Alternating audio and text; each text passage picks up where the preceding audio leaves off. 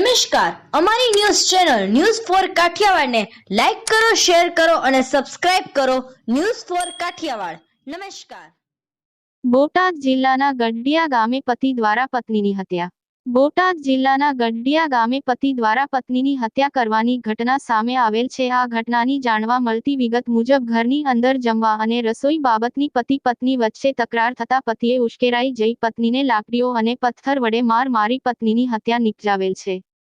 આ હત્યા બાબતની સમગ્ર ઘટનાની જાણ પાળિયાદ પોલીસને થતાં પાળિયાદ પોલીસ દ્વારા કાર્યવાહી કરી ગણતરીની કલાકોમાં આરોપીની ધરપકડ કરી જેલ હવાલે કરી આગળની કાર્યવાહી હાથ ધરેલ છે.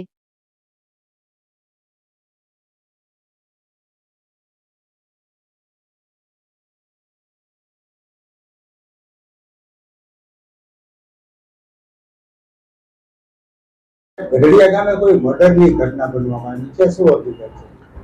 ગઢડિયા ગામ ખાતે આજે જે ભોગ બનનાર છે ચંપાબેન, તેમની જે હત્યા થઈ છે તેવી જે પ્રાથમિક વિગત છે તે સામે આવી હતી, જેમાં તપાસ દરમિયાન આજે બનાવના હકીકત દરમિયાન જે અશોકભાઈ ઉર્ફે સુખાભાઈ કાળુભાઈ નાયક જે છે તેમના દ્વારા આ ઘટનાને સમગ્ર અંજામ આપવામાં આવ્યો હોય તેવું જણાયેલ છે.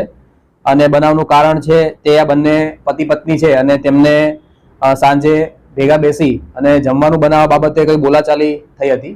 જે બોલાચાલીના આધારે આરોપીએ છે તે ઉશ્કેરાઈ જઈ અને પોતાની પત્નીને લાકડી દ્વારા તથા આજુબાજુમાં નળિયા અને પથ્થર જેવા અલગ અલગ વસ્તુઓ દ્વારા મરણતુલ ઈજાઓ છે તે કરી છે.